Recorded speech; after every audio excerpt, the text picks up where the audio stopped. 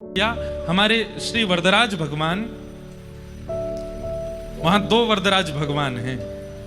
एक वरदराज भगवान के तो दर्शन आप सब लोगों को हो जाएंगे, पर एक वरदराज भगवान है वो जलाशय के अंदर रहते हैं। वो 40 साल में एक बार बाहर लाए जाते हैं। अभी संभवतः 3-4 वर्ष पहले ठाकुर जी बाहर पधारे थे और हमारे श्री मलुकपीठ वाले महाराज जी वहां दर्शन करने भी गए थे। अब वो 40 साल बाद ही आएंगे बाहर।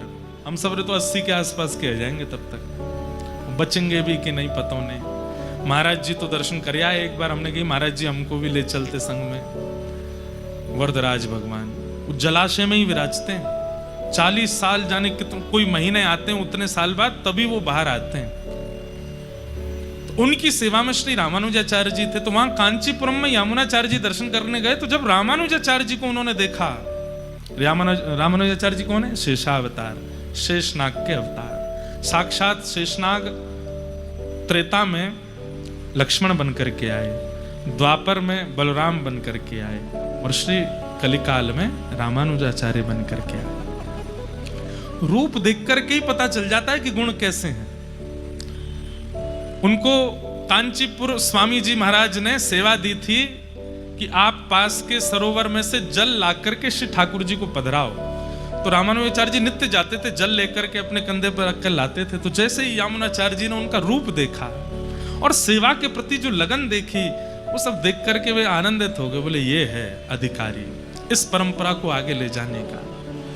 दर्शन करके आप चले गए। अब आप चिंता कर रहे थे कि किसको दें ये पदवी। तब किसी ने रामानुजाचार्य जी का नाम बोला तो उन्होंने कहा रामानुजाचार्य जी को श्रीरंगम बुलवाओ।